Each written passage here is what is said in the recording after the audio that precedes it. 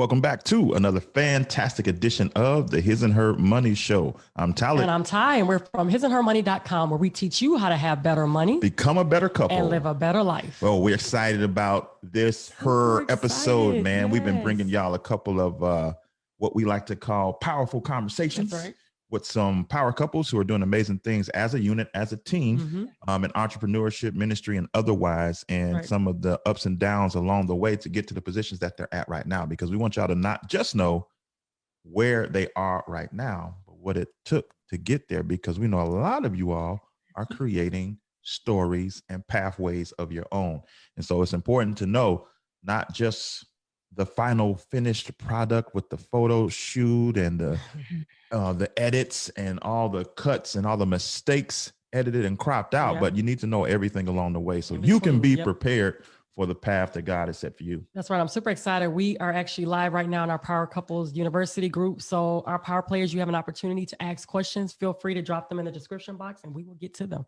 So without further ado, we have the founders behind the super popular podcast, How Married Are You? Yes. The founders behind the super popular YouTube channel, Beleaf In Fatherhood. Ladies and gentlemen, welcome, Glen and Yvette. Welcome, guys. You guys. Thank you. Thank you guys so much for having us. We are excited to have you. We have watched you guys from afar, cheered you on from afar. Yes. Y'all probably couldn't hear us, but we were cheering you guys on this whole time. Just watching the whole maturation of the journey and seeing where you guys are now is so cool. To watch. So awesome. You guys give us a peek into your world through all the content that you all create. But we wanted to come in a little closer. We want to zoom in the lens a little bit just to get to know you guys, not just in the here and now, but what it took for you guys to get in the seats that you're currently sitting in. But for those who are being introduced to you for the very first time right here, right now, can you introduce yourselves to everyone and let them know what you guys are all about? Yeah, my name is Glen Henry, and I go by Beleaf, and I'm basically a husband, father, believer, content creator. And so you want to introduce yourself and I'll go in a little bit more. Yes, I am Yvette Henry and I am his wife. More than that. I never know how to introduce myself. This is all awkward. I'm Yvette. I am a mother of 4. And I was a full-time teacher, math teacher, before becoming a full-time mom / content creator. And thanks for having us. Yeah, so we document the authentic reality of life. And I think that so many of us have, we know the pros to showing the best parts, but we don't necessarily know the pros of showing the real. And so that Christianity, that belief system, that whatever it is, walked out day to day is very marketable, apparently. And we prove that with our authentic reality. Nice. How'd you guys meet? So I attended a university in San Diego and I was a part of the Black Student Union.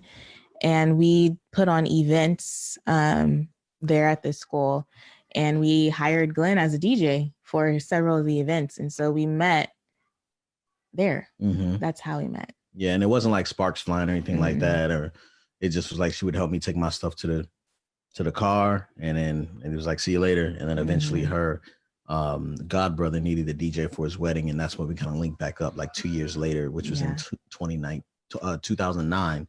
And then I proposed to her like that next Christmas Eve. Yeah, Christmas Eve in 2009. So we met, we probably linked up in February 2009, and then but we knew of each other from 2007ish. Yeah, that's about right. Well, if you guys have not had an opportunity to hear these two speak and share their story, check them out on Black Love. Like, I thought that you all's episode was phenomenal. I felt like it was real, authentic, exactly how you all described. Kept it 100. Yeah, you all kept it 100. That's right. And I thoroughly enjoyed this. So make sure you all check them out there. So let's talk about the whole business side that comes with marriage. You mentioned DJ first, so I'm sure that there had to be a pivot. How did you all pivot to now be in this place now where you're sharing your real authentic lives with the world? And for context, it had to be super hard because from an outside observer of your music career, you were trending upward at the point that you said it's time to pivot. So what all went into your decision to go from musician to entrepreneur? These are amazing questions, guys. I love the way you guys are setting it up. We do a lot of podcasts. Sometimes they don't really go this smooth. So shout out to y'all. Thank you. I feel like, so I kind of want to go back because he was referring to you being a DJ. And I think that that's very interesting because coming into our marriage, I was a college graduate and had just gotten my teaching credential. And like I literally started my first year of teaching our first year of marriage. Like we got married in August and I started teaching later in August. So there's that. But Glen was someone who had some college, but still was trying to figure out things for himself as far as like what you wanted to do with your life. He was pursuing music and doing all the things. And me as his wife, like saw how profitable DJing was. I was like, dang, you get that much just for a couple of hours? And for a long time, I was trying to get him to I was like, babe, if you could just do like one DJ gig a weekend or even just 2 a month or whatever, like we'd be set, between my income and your income. And that was like I feel like it was a big thing for us because you were like, I do not like DJing. I do not like DJing. And all I could see was dollar signs and provision and like whatever. And he's just like, I do not like it. Yeah. And it was like always like it was like she was trying to convince me. Like it was like a bad salesman. I was trying to help him find himself. She was trying to help me help her type situation. So I didn't necessarily like DJing. But I was an MC as well. And I didn't really like that either. Yeah. You know what I'm saying? I didn't like being on stage. I did not like performing. Right. And so, I was in a group with, some guys, her brother-in-law and a friend of mine. And my brother. Yeah. Your brother and my brother-in-law, and a friend of mine or whatever. So we were doing music together and all this stuff was great. But it was a couple of things that happened, there was a lot of like, the money was getting more and the attention was rising and the relationships were, like kind of becoming dismantled in the group of the rap group or whatever. And so her brother was getting like this amazing opportunity to work with Interscope and all that stuff. And I was supposed to be the DJ. Like they were like, yeah, you can be the manager and you could be the DJ, which is kind of like I'd be like the DJ / chaperone on the road. And I just was like, I do not want to DJ. You know what I'm saying? And this guy doesn't need any more rap dudes in his life. He needs a brother. And I'd rather just be a brother. And then every time we go on tour, I feel like this tugging at my heart that I was never home. And I just be away from my children, my family for such a long time. And I just feel guilty. And I'd be sleeping on the floor or in a car and in an Airbnb. And it's like, I got a bed at home. You know what I'm saying? And so it became one of those questions where Yvette actually brought it up. She was like, I was like, so how much money do I have to make in order for it to be worth it for me to leave, for a month? And I was like, 5,000. She's like, no. She's like 10,000. I said 10,000. She's like, no. She's like, I'm like, so how much? She's like, basically, you're asking me how much money would it take for you to turn me into a single mother? You know what I'm saying? She was like, there's no amount of money. I was like, oh God, you know what I mean? So I was like, okay. And then I stay home and then I realized that that's probably not the route. And then she asked me another question. She said, what's your 5-year plan? And I couldn't tell her because I had no idea. I was like, whatever God has for me or whatever. And she was like, I trust you with my family and my future. And you don't got 5 years planned out. She rolled over and went to sleep. And so after like being this like humiliated or like, not humiliated, but I feel like challenged. Yeah. My pride was challenged. Okay. Therefore, I was humiliated. By who? There was nobody. I was humiliated. Okay. But it was a lack of humility on my part. So I kind of panicked, and I had to ask some really tough questions. And I basically asked somebody to help me figure this out. And I figured out that I want to be telling people how great it is to be a father. Eventually, I knew that, eventually I didn't want to do rap anymore. And I wanted to be telling people just about fatherhood and how important it is to be there. And then we decided to, in so many words, we decided to start a YouTube channel. I decided alone, basically. And Yvette had to get down to lay down, basically. I went. It's time to get your life insurance together with Legal and General America. As one of the nation's leaders in low-cost, high-quality life insurance to over 1.3 million families, we know how to protect you. For nearly 7 decades, we've been the first and only carrier to add 10 more years of security to our policies for a total of 40 years of life insurance coverage. If you need basic protection until retirement, that deal is perfect. Legal and General America makes understanding and applying for life insurance easy. Our agents are standing by to help you determine the best coverage to fit your family's needs. Visit hisandhermoney.com/LGA to get started on your journey toward financial wellness. Made the decision and then instant success. No. No, it was really, I had a vision and I realized that nobody else really got it. You know what I'm saying? And it just was kind of like, it was only a few people who got it. I'm sorry, go ahead. So I feel like you did, yes, fatherhood was a huge part of you starting the YouTube channel, but I feel like the other part of it was because you had just put out Red Pills, Black Sugar, and you were trying to, so I don't know, I know that you follow his music journey a little bit, but Red Pills, Black Sugar was an album that, it's not your last one, it was the one before last that you released, and it was kind of depressing. Can I say that? Am I allowed to say that? Yeah, okay. Very depressing. And so a lot of people, the way it was received by Glen's followers was different. And he felt like he needed to kind of show more of the lighter side of himself. And so I think that's what sparked the idea of the YouTube channel. Yeah, right? I was thinking, I thought I still wanted to do music, but it just was this thing where it's like, music is taking you away from your family. You know what I mean? And so it was so many different reasons for us to kind of switch gears. And I'm just glad we did it, because I realized that's all a sense of worship. When you're on stage and people are giving you all this gratitude and the fanaticism it's insane.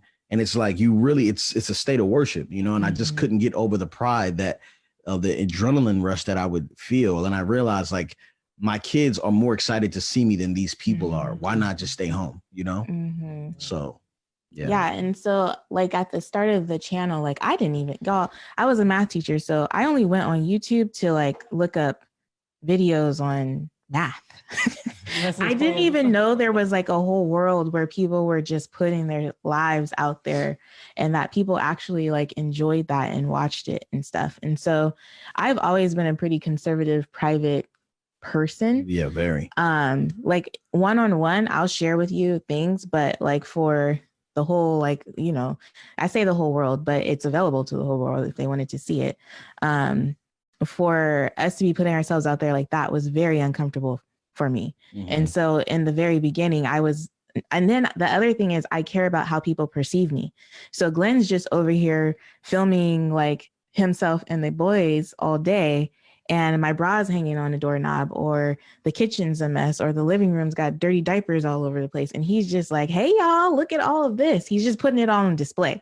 And so I felt like it was a representation of not just him, but of me, because a lot of the times, I don't know if you can relate to this, but a lot of the times, I feel like when people walk into a home, they don't necessarily think the man is responsible for how the home is presented. It's the woman. No matter if I was a full-time working woman and my husband's a stay-at-home parent, it still felt like it was a reflection of me.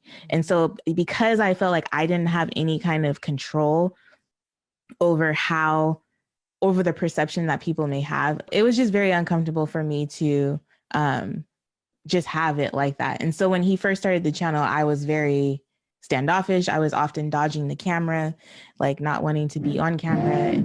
It's interesting because it wasn't until I started getting the DMs, because for me, I grew up in like a Black Baptist church. So I saw a lot of different types of Black families, the successful ones, the not so successful ones. Like I saw a huge range of that.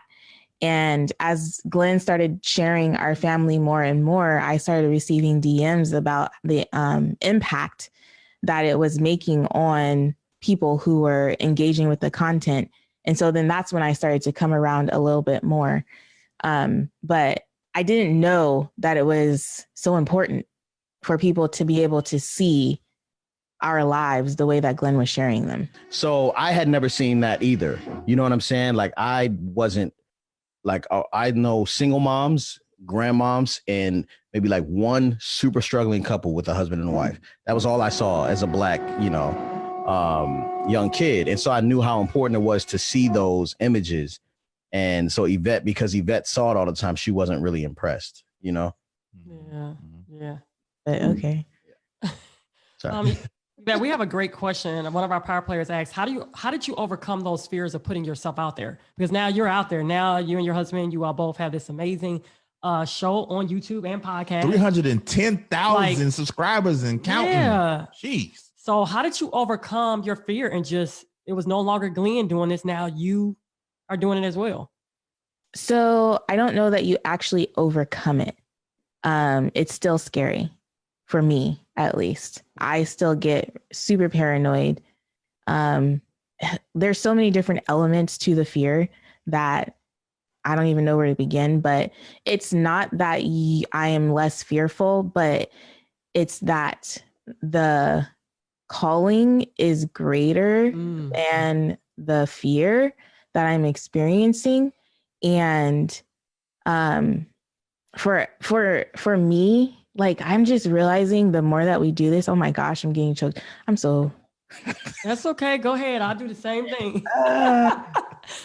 I'm a mess today. But one of the things that I've realized is that growing up, we just didn't know. There's so much we don't know. And it's so infuriating sometimes how little we are told or how much is like covered and hidden from us. And so for me personally, and I think that Glen can align with this, is that I feel like we just need to be more honest about what is actually happening in our homes and in our lives and how we're powering through it, like how we're getting through the fear or whatever. Like we aren't perfect. We have so many issues, but I think that one of the things we want to, like, at least from the platform of How Married Are You and even Beleaf in Fatherhood, it's more so like, dude, like marriage is hard. It takes a lot of work. But if you are committed to the person and if you are just like, if you have a solid foundation, we believe in having a foundation on in God, then you can just you'll grow through it together. And good work ethic. But for me, I think that is just more important. Like, I just want people to have realistic expectations walking into different seasons of life. And we've shared a lot of different seasons through Beleaf in Fatherhood and even How Married Are You? And we'll continue to share in different ways. I think like it won't always look the same, but that is something that I believe that we both are working through. I don't know. Mm-hmm. So the fear is not gone. It's just when you know that God is calling you to something, it's easier to walk it out. For sure. Yeah, go ahead. No, you go ahead. Ask your question. Okay, I have a question. How did you all choose YouTube as an avenue? I mean, because a lot of times when people hate doing a thing, like you hated DJing, like you didn't like it, you didn't want to do it, they typically stay in that same realm and just do something else. Maybe it's a producer, or maybe it's still somewhere like in the music realm, right? Mm-hmm. But you totally shifted and said, I'm going into this other lane and I'm going to do it through YouTube. Number one, why YouTube? Right. And then two, why such a drastic lane, like nothing in between? Why immediately like, no, this is what we're going to do? Well, I had proof. One of the people that I saw that was doing it, unlike anybody else, was Casey Neistat. He was the only person that was kind of like, making it like he was like really making a movie. Like instead of like walking with the camera, he'd sit the camera down, walk past the camera, go back and pick it up. You know what I'm saying? Like he just put a little bit more effort into it. And so I saw that and I was like, I could do that, but as a family, you know what I mean? And another thing was I had to shift, my mind had to shift because I knew that I never felt right with other rappers. Like I didn't feel right in the green room. I didn't feel right on stage. I felt more part of the crowd. And so I knew that there was an issue when it came to like, what do you do or what are you good at? Who are you? And I knew that I really wasn't a rapper. I was a storyteller. So the medium changed. It wasn't that I stopped being a rapper. It's just that I just chose to tell stories in a different way. That is so good. You got you, man. He was dropping bars. He was accidentally dropping bars. That was really good. So the medium changed. I'm still the same person, but it's just that I've added more to my repertoire. You know what I mean? So the music was always in me. It's always an awesome way for me to kind of help push along the story. But I get inspired from what I see. And so if a conversation with my son or a conversation with, one of the kids and my wife inspires me, I can then make a song about that, make a film about that, and turn that into real content. You know what I'm saying? So it was like one of those things where I was challenged, but at the same time, I had a super unfair advantage. And that's one thing I would challenge you to do when you're stepping into a new realm is think about your unfair advantage, right? So my unfair advantage is that I can write a song in an hour, or I can write a song in 30 minutes, or at least a verse in 30 minutes. So if I could write a verse in 30 minutes, it usually takes people to find the right sound for their film or their video.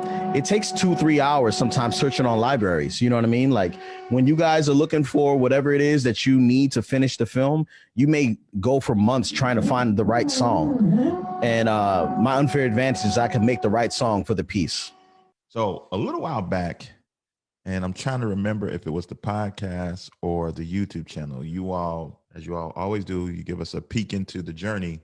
And there was a time, I think it was early in Beleaf in Fatherhood, where Yvette, you quit your job. And I don't think y'all were all the way ready, but you felt like this was the shot in the arm needed to get things moving the way it needed to be moving. You're trying accurate? To start fights. Could you recall that story and help? There are couples listening. There are couples listening who are walking that should I transition tightrope or should I wait? And y'all kind of jumped out without double checking. And it worked in your favor. The parachute was there, but y'all jumped. It worked out, but there was something behind that. Can you help us understand and what came about as a result of that? Do you want me to talk or? No, well, I'm not going to talk. Y'all don't even know. You don't even know. I'll still bring this up. Hey, you quit your job. It happened 4 years ago. Hey, you just left. You didn't tell me. No. I did. Oh my God. Okay, hush. All right. So, man, oh man, it just depends on who you want to tell the story. But yeah, I don't know. So here's the story. I had reached like that last year of teaching, and from 2016 to 2017, it was a rough year for me. And it's so interesting because when you talk to my girlfriends about it and they kind of recall that season of life for me, and then you talk to my husband about it, it's just two totally different perspectives. And then you get my perspective. But that year was a rough year for me. I was starting to get super jealous of my husband being home with the kids. And I even got somewhat judgmental about how I could do a better job being the stay-at-home parent and all the things. And that last year of teaching, I was kind of having this tug of war of like, do I want to be at home or do I want to teach? Like, I love teaching. Teaching is my passion. And so it was hard for me. But come fast forward a few months, I found out I was pregnant. I found out I was not only pregnant, but I was pregnant with my daughter. And I kind of was like, he's not raising my daughter. Because you all had sons at this point. Because we had two boys first, and then we had our baby girl. And I was like, no way.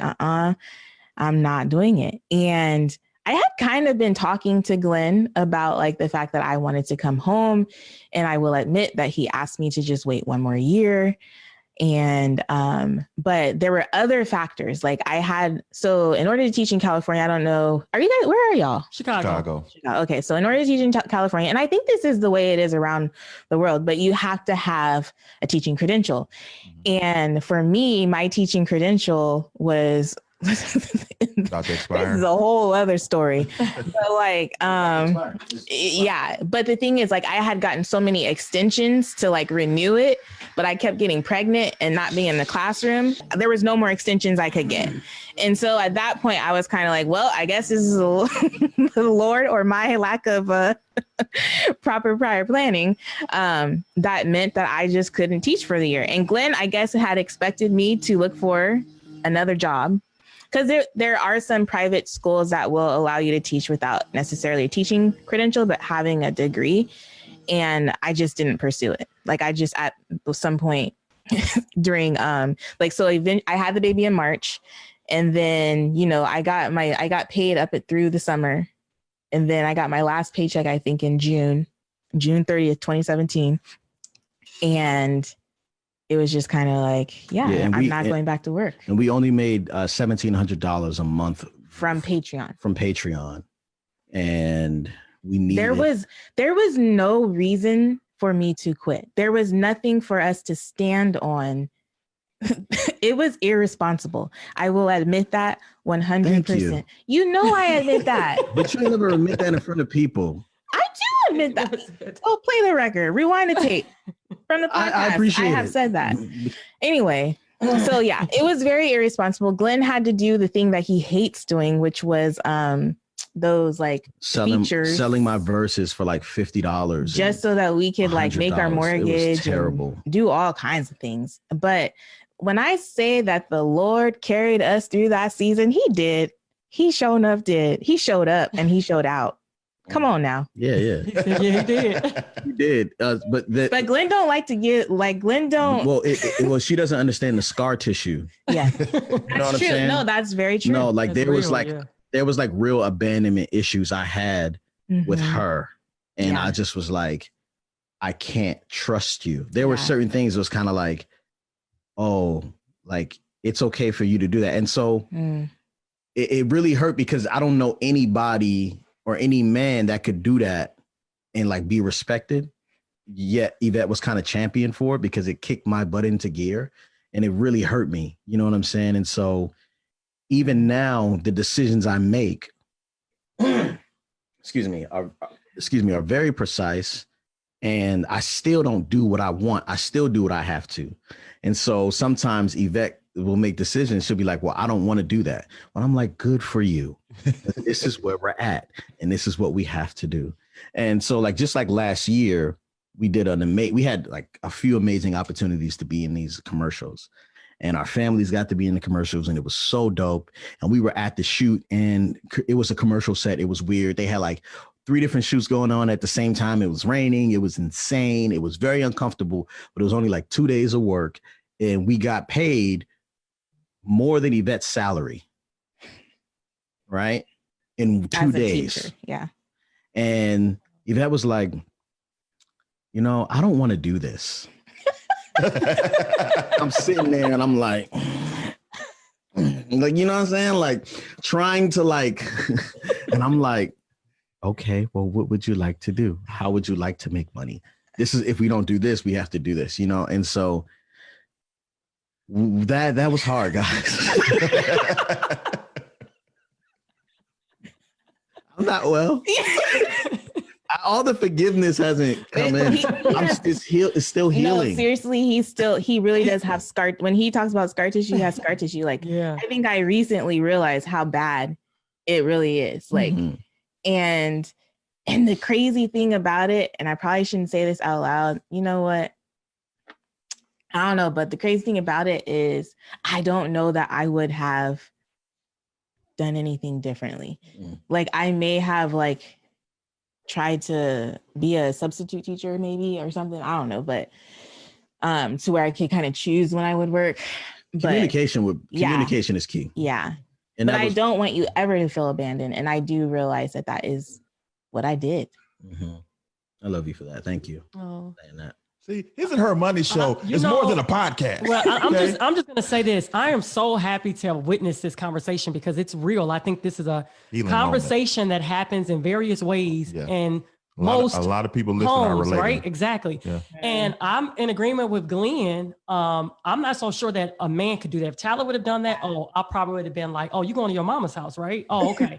Right? Not just you, but your dad, your brothers, everybody been looking at me crazy. But as a woman, I think what it is, as a woman, we automatically know that our husbands got us. You know what I mean? Like the provision side of it is really technically from God, their responsibility in a sense. Not to say that it was not negligent, because it was, right? Communication is key. All right. But I do think maybe possibly, and maybe Yvette, you can answer this.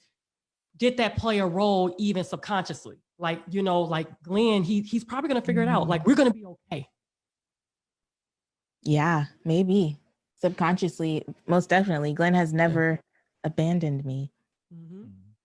Yeah, our story, we had a similar situation like that. Except we communicated it, but it was like we weren't ready. We did have I called him and just said, I can't do this no more. I didn't have a job. And I was like, I was in grad school. Right. I had just gotten out the military. Yeah. Trying to get my master's degree so that I could become a teacher. Because I had to get this master's, get my certification, and Ty was pregnant with baby number 2. Mm-hmm. And she just couldn't take it. I walked into work that day. I was like, I'm out. Yeah. Yeah. So she called me and I was like, girl, you give them that 2 weeks. You don't got to put up with that on the phone. That's what I'm saying. And I had no idea that he was actually I hung up terrified. That phone and I was like, oh. I didn't know that. We weren't ready. I didn't have a job.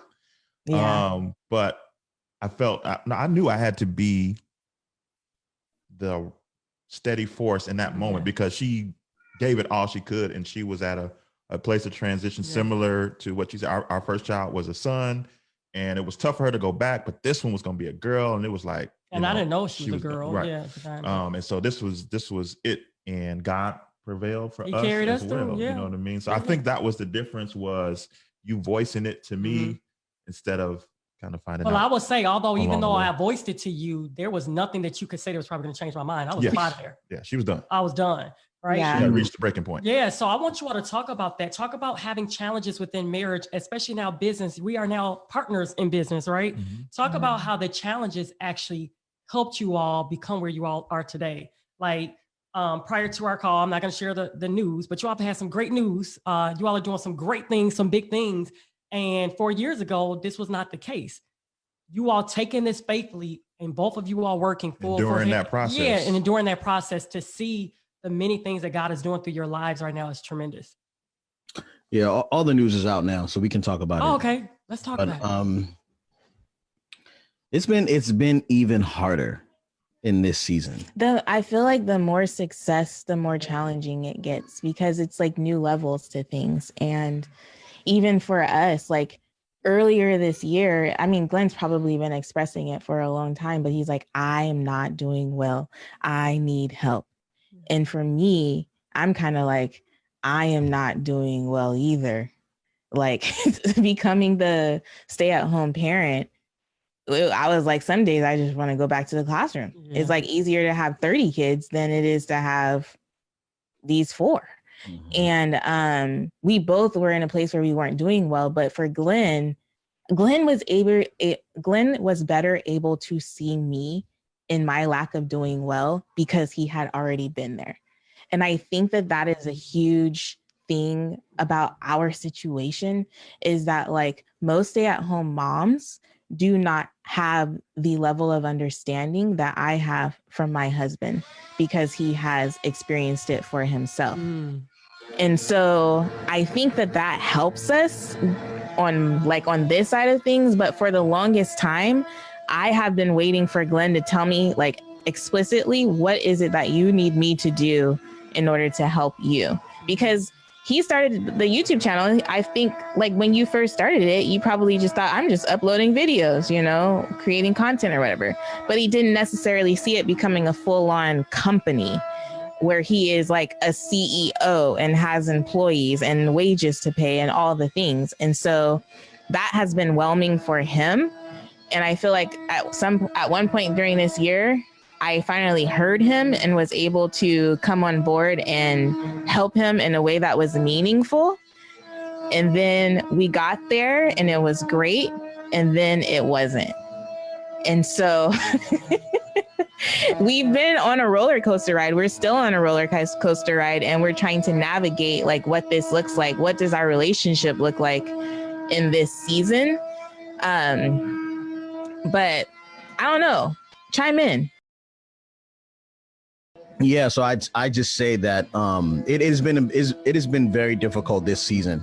You know, when I started what we were doing, the main goal, like I was like, okay, cool, I'm doing this thing. This is fun. This is cool, but I really want people to know how great it is to be a dad, right? And then we might be able to make some money here and there, but the goal is to eventually speak, write books, and all that stuff. All that stuff has been happening, but what happens is when you decide to go deep into authenticity, into who you really are, brands are more attracted to that than anything else, and they can see past all the other crap. So what happened by mistake was that we became like the top of the like fatherhood space, and Black fatherhood is just kind of like on right now. So you know, we went from like, even this year with, you know, everything that has happened with, you know, BLM and George Floyd, and even the COVID stay at home stuff. Like, you know, we were on the Oprah OWN thing with 100 Black Men, Tyler Perry and Shaka Signor, and you know what I mean? Like all these other amazing fathers and men. You know, we did the Steve Harvey show with the Dad Gang. I got a chance to talk to Michelle Obama. We just signed on with Target as their talent for the next, you know, I don't know, couple years or whatever. And it's just been this amazing, like, forward progression. But when opportunity comes and you don't know how to manage that opportunity, it doesn't seem like opportunity. It seems like stress. You know what I'm saying? And so without the team and without all the people who support Beleaf in Fatherhood, I really wouldn't know what to do. So Yvette has really been trying to see. Yvette's thing is that she wants to be the best right now. She wants to be in our best space right now. She wants her and I to be connected mostly, and me to be present with the family as much as I can, and me to be good at what I'm doing at work, but also keep it at work, don't bring it home type stuff. And I'm like, I'm a CEO. It's new. I've only had employees for like 3 months. It's going to be messy for a little bit. And so Yvette's the thing she likes to pursue is comfort mostly. And I'm just kind of like, we're not even going to be there that long. Don't get comfortable. Like, don't get comfortable in the season. We're not going to be here long. And so that's been kind of the riff right now in this season. That's real. I think when you see someone, your favorite influencers or what have you, and you see the growth from the outside looking in, you see, oh man, they did a commercial with such and such, or they just did this deal with such and such, man. They like, you know, you want to cheer them on if you got love for that influencer, but you don't see that with the elevation comes higher levels of stress, higher levels of responsibility, and it necessitates a higher level of accountability and as well. And the key word that you all used was manage. If you don't know how to manage that opportunity well, it can turn into stress. So I want you all to talk about what are some of the management, tools, applications, life applications. Like, how do you all manage this? First, congrats to the Target deal and everything that's going on for you all right now. How do you all manage that? Because 2020 in itself has been unusual season, okay, for most people, if not everybody. How do you all manage all of this stuff that's going on and still have to manage your marriage or be connected in your marriage as well as with your children? Honestly, I think we're still figuring that out, how to manage it. We have support. So I have an assistant who manages the calendar, keeps us all on the same page. I have a person who manages my brand relationships, so that we're making sure we're getting top dollar for the situations we're in, or we're making sure we're getting some other type of incentives. We have a nanny who helps manage the children so we can do stuff like this, or helps Yvette homeschool. We can have date nights. Yvette can go on a walk whenever she wants and stuff like that. We have those things. We have certain things that support us and help us manage and guide us. But as far as like, I don't know what is realistic in this season. This is not only is this a strange year, but it's like the birth of the influencer and what that is right now. It's booming. And so it's like the wild, wild west. We don't necessarily like, there's not many people who are like accountants that understand how many different things you can write off as an influencer. And so we're making up the rules as we go, and we're trying to figure that stuff out, because right now, like, our lives is kind of like, yo, everything that we do, like even this construction that's happening outside our door is potential or tax write-off because it's for the set of the home. You know what I'm saying? Yeah. So many different things that are happening that we're trying to figure out how to do it. And even like how much to pay our employees and stuff like that. There's no industry standard for that because this is all new. Mm-hmm. So, yeah, we are really trying to figure it out. And so as we're figuring it out, we're actually posting on our Patreon what is called Beleaf In Creation. It's where basically all of us, the team, we just kind of discuss like what each segment of our lives means. You know what I'm saying? So right now we just dropped the episode last night. And you get to talk to Maggie, our brand manager. You get to at least hear from her and talk about how we got the Target deal, how we met, why I decided to hire her, what are the guiding principles for hiring people, and all those things. So we're actually letting that out on Patreon once a month. Once a week. It's once a week. Sorry. I want to add another thing because I feel like it has been super helpful for us. And that's that we started couples therapy this year. Yeah. And I guess that has just, I just think about like when I said that God like shows up and shows out, that's kind of one of the things that I would talk about, because I feel like when we started couples therapy, our therapist was like, oh man, people usually come and see me like right before they're about to get a divorce, or if they're a high conflict couple. And he was like, this is lightweight or whatever, because we were having communication issues. Go back to 4 years ago. But this year we reached a really like we became high conflict because of the dynamics of business. And it's so hard, y'all, like, because so much of what Glen shares with everyone is family. And so it's kind of hard to draw the line between business and family. And that's one of the things that I needed to do. I needed a definitive split. I needed to know, like, you know, like, is our family the business, or are we a family with a business? And so, and I'm looking at her like, he's feeling attacked because I'm trying to, you know, just have these different conversations. And it wasn't that I was attacking anything that he was doing. It's just, I wanted to make sure that we are operating in a healthy way. Like that at the end of all the success, that we still love each other. And, you know, and we're still doing well. And so I feel like couples therapy has been so helpful in helping us to really be able to hear each other and see each other in a different light. I don't know if Yeah, I would also add that I have this scarcity mindset that would make me feel that I have to do every single thing and I have to keep it going before it falls apart and just hold on a little bit longer. We're going to make it through. Like that is the mindset I had, which didn't help. You know, her situation was kind of like, well, how do we feel? And I'm like, you better forget your feelings. We got to hurry up. The thing is falling apart. If we don't keep going, we're gonna die. You know what I mean? And so that was super difficult. But yeah, we identified that through therapy as well. This has been amazing. I think we had an idea of where this conversation was going to go, and it went in a completely different direction. And I think that it was something that people need to hear because, again, it's so hard to ascribe what you see on the outside looking in as though that means everything is going well. And there's a lot to entrepreneurship. There's even more to entrepreneurship when your business partner is your spouse.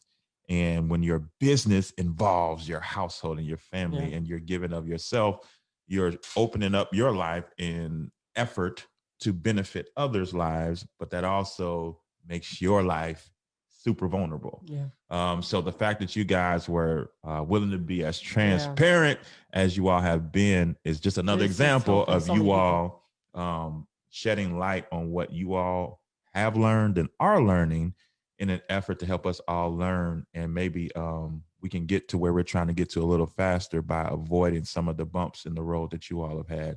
So, I mean, we would just really, really want to salute you guys for being willing to share both the wins and the tough points along the way that you all have jumped over to get here. So we can't say thank you enough for that. You're welcome. Yeah, thank you guys. We appreciate the opportunity to share. You guys sharing your platform with us. That's amazing. We appreciate it. So now everybody is in love with you all if they weren't already. So let everybody know how they can continue to follow you guys on your journey. Well, you can follow us on Beleaf In Fatherhood on YouTube. So we are actually taking a break from How Married Are You? That is one decision that we have made in the last couple of weeks. Yeah, it's been hard. That we feel like it's just good for us in this season. And so we do plan to come back. And there are 116 episodes for anyone who is unfamiliar with our platform there, that you can go over to How Married Are You on YouTube or any podcast app to catch up and just kind of get to know us a little bit. You can I feel like you can listen to the growth of us by listening to those episodes. And you can find us on Instagram. I'm Mrs. Melanin, MRSMELANIN. And I'm Beleaf Mel, BELEAFMEL. And yeah, Patreon is about to be lit, guys. So if you are interested in the behind the scenes stuff and how this stuff all works, Beleaf In Fatherhood, patreon.com/BIF is where you can find that stuff. And it's going to be really beneficial to you. And especially if you are starting up, it's only like $5 to get all the info. That's not bad. We'll make sure we'll have all the links in the show notes. Wow. So, I mean, there you have it, ladies and gentlemen. You got to peek into this is good. The backstory of what it took. I mean, because again, it's so easy to look at the YouTube channel with all these followers and their deals that they're signing. There's work that goes and into just assume that everything has been a bed of roses to get to this point.